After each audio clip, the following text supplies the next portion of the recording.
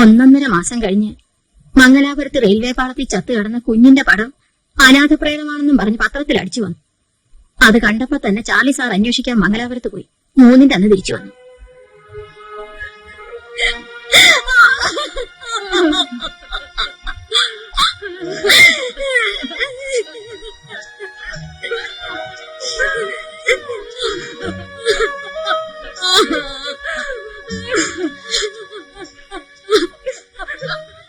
Railway police 4 ദിവസം കാത്തു.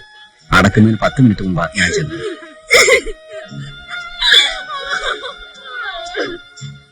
ബോബി കുഞ്ഞില്ലായിരുന്നെങ്കിൽ സൂസമ്മ കുഞ്ഞ് എവിടെയെങ്കിലും പോയി ചത്ത് കളയുമായിരുന്നു.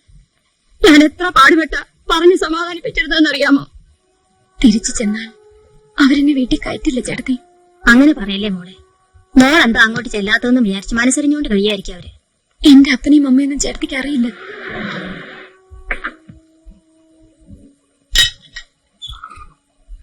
ചാർലി സാറാ. ഓനെ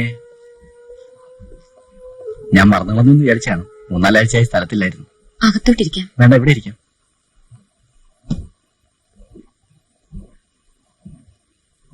സൂസന്റെ ദുഃഖം കുറച്ചെങ്കിലും ശമിച്ചിരിക്കുമെന്ന് വിശ്വസിക്കട്ടെ.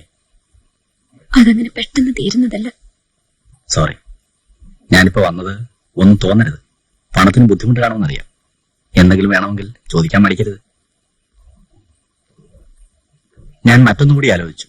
വിരോധമില്ലെങ്കിൽ സൂസൻ എന്റെ കമ്പനിയിൽ ജോലി ചെയ്യാം. ഞാൻ മാന്യമായ ശമ്പളം തരും. താങ്ക്സ്.